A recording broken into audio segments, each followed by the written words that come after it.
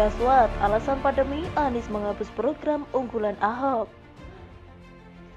Sejatinya program normalisasi yang sudah dijalankan oleh gubernur-gubernur DKI sebelumnya untuk mengendalikan banjir tidak dijalankan lagi dengan semestinya oleh Anies. Banyak kasus pembebasan tanah yang bermasalah, ada juga anggarannya yang sudah dialihkan ke program lain yang kurang penting, seperti agenda Formula E yang akhirnya batal digelar. Sekarang, dengan alasan pandemi, Anies mengajukan draft perubahan rencana pembangunan jangka menengah daerah atau RPJMD, yang isinya menghapus program itu sama sekali dan diganti dengan program naturalisasi sungai, seperti janji kampanyenya dulu. Sepertinya alasan tidak nyambung. Kalau karena pandemi, lebih cenderung artinya karena anggaran untuk program normalisasi itu mau dialihkan ke penanganan pandemi COVID-19, bukan begitu?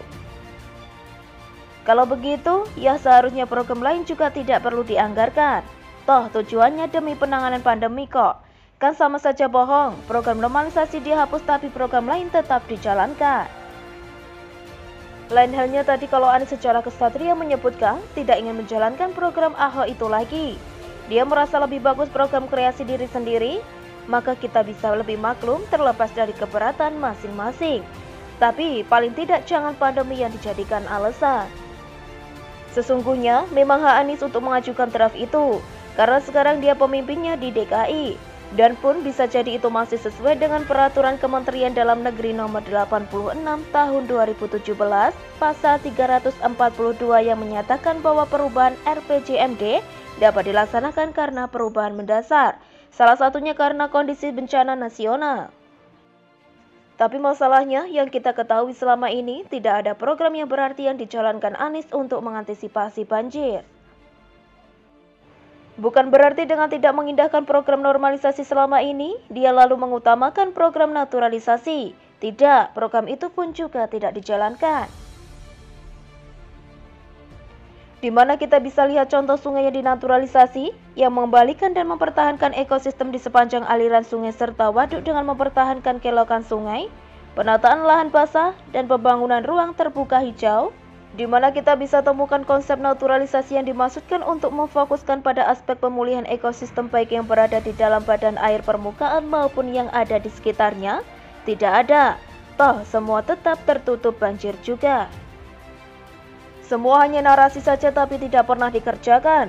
Semua hanya janji-janji saja tapi tidak pernah ditepati sampai hari ini. Nyatanya, banjir masih tetap melanda Jakarta kecuali kalau musim kemarau, tentu saja. Ini kan contoh logika Anies. Jakarta tidak benar identik dengan kemacetan. Cobalah jalan di jam 2 pagi. Pasti tidak akan mengalami hal yang sama. Maka sekarang kalau benar program normalisasi akan disetujui oleh DPRD DKI, yang kabarnya hanya 2 fraksi yang menolak, PDIP dan PSI, maka siap-siap saja warga Jakarta akan semakin akrab dengan banjir. Siap-siap saja Sujiwo Tejo akan semakin deg-degan dengan hari-harinya di Jakarta. Sesungguhnya, program normalisasi ini pun tidak menjamin 100% banjir tidak akan terjadi lagi, tapi minimal akan banyak titik banjir yang bisa dikurangi. Bagaimana kalau normalisasi dihilangkan dan diganti dengan naturalisasi yang sudah tidak layak diaplikasikan di Sungai Jakarta? Apalagi kalau kedua-duanya memang tidak pernah dijalankan, kecuali hanya menjadi gimmick politik belaka. Belum tahu bagaimana nanti tanggapan dari warga Jakarta atas sikap menghapus normalisasi sungai ini. Masalahnya yang paling dirugikan dari tidak dijalankan program normalisasi adalah warga Jakarta sendiri. Mereka akan selalu menghadapi banjir dan banjir lagi. Seharusnya warga Jakarta sadar kondisi dan posisi kota mereka terhadap laut dan curah hujan. Mereka harusnya tahu bahwa setiap kali sungai meluap, itu akibat tak mampu menampung air kiriman dari hulu, atau karena perbedaan ketinggian tanah dan permukaan laut yang tidak ideal lagi. Untuk itulah diperlukan upaya meningkatkan kapasitas sungai dan sekaligus membentengi permukaan tanah dari banjir rob yang bisa datang sewaktu-waktu. Kalau setelah dijabarkan begini pun Anies tetap ada caranya, maka bisa jadi satu waktu film Waterworld yang dibintangi Kevin Costner akan kita alami di Jakarta ini. Semua hanya air, tidak ada aspal, tidak ada sawah, tidak ada rumah. Semua sudah terkubur bersama air. Warga Jakarta dan gubernurnya akan berair-air.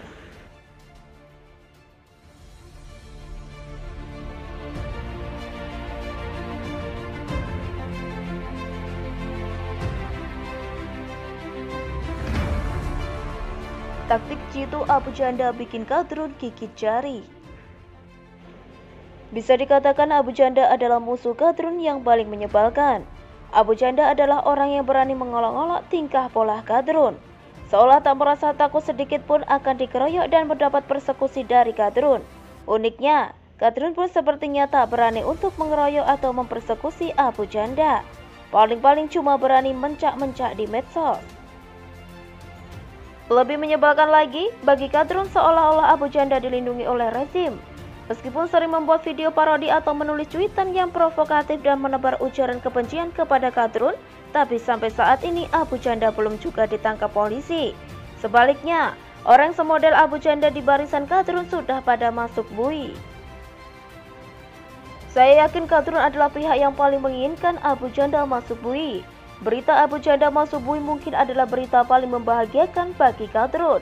Sebab Abu Janda adalah musuh Kadrun paling menyebalkan. Beberapa kali Abu Janda berpeluang masuk bui, namun nampaknya selalu lolos atau karena memang apa yang diperbuat Abu Janda memang tidak memenuhi unsur pidana. Yang pasti, gerak-geri Abu Janda akan selalu diawasi oleh Kadrun. Berharap Abu Janda terpeleset melakukan perbuatan yang bisa dipidanakan.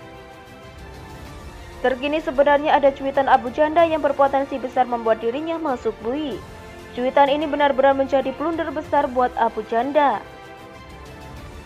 Sebab banyak pihak yang tiba-tiba ikut mengecam Abu Janda. Bahkan mantan menteri, beberapa partai dan ormas besar juga ikut mengecam. Nasib Abu Janda benar-benar berada di ujung tanduk.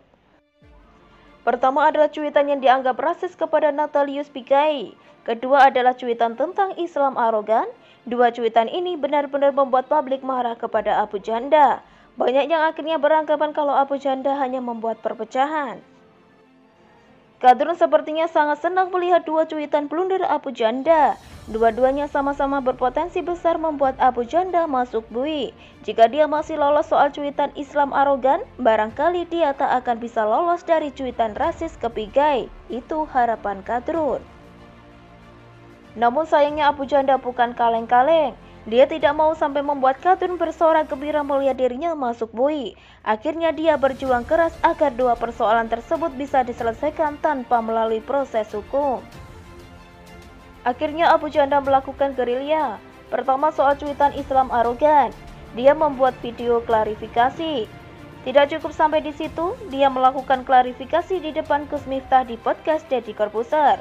Dia juga minta maaf dan mengaku redaksi cuitannya ada yang keliru. Klarifikasi dan permintaan maaf di depan Gus Miftah nampaknya bisa meredakan emosi warga NU. Setelah dari Gus Miftah, Abu Janda masih melanjutkan gerilya. Dia menemui Cak Nanto selaku Ketua Pemuda Muhammadiyah. Di hadapan Cak Nanto, dia meminta maaf kepada warga Muhammadiyah soal cuitan Islam arogan.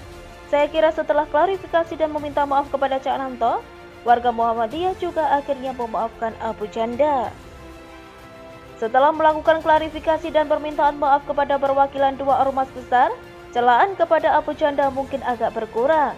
Tuntutan agar dia dipenjarakan karena cuitan Islam arogan juga seperti tidak terdengar lagi. Bisa dikatakan persoalan cuitan Islam arogan sudah hampir selesai dan tidak akan sampai membuat Abu Janda masuk bui. Selanjutnya tinggal soal cuitan yang dianggap rasis ke Pigai. Kadrun mungkin saja akhirnya pasrah kalau cuitan Islam arogan tidak sampai membuat Abu Janda masuk bui. Tapi masih ada satu cuitan yang dianggap rasis ke Pigai yang berpotensi besar bisa membuat dia masuk bui. Namun sayangnya, tiba-tiba muncul berita Abu Janda melakukan pertemuan dengan Pigai dibantu oleh politisi Gerindra, Sufmi Dasko di sebuah hotel di kawasan Senayan, Jaksel, Senin 8 Februari 2021. Natalius Pigai mengatakan tidak ingin memenjarakan atau melaporkan Permadi Arya atau Abu Janda. Natalius memahami respon yang diberikan Permadi Arya atau Abu Janda sebagai risiko bagi pekerja kemanusiaan. Ketika pihak yang awalnya dianggap korban atas cuitan Abu Janda, namun tidak ingin melaporkan dan memenjarakan, saya kira kasus Abu Janda soal cuitan rasis akan sangat lemah. Logikanya, yang dianggap menjadi korban saja bisa memaafkan dan tidak melaporkan. Lalu kenapa orang lain yang tidak menjadi korban justru melaporkan? Kesannya pelaporan ini hanya karena kebencian kepada Abu Janda, bukan karena cuitan yang dianggap rasis ke Pigai. Nampaknya Abu Janda selangkah lebih maju dibanding Kadrun. Taktiknya untuk lepas dari persoalan ini sangat jitu. Untuk kesekian kali, dia berhasil membuat Kadrun kembali gigit jari. Upaya untuk mencoboskan dia ke penjara sepertinya gagal lagi.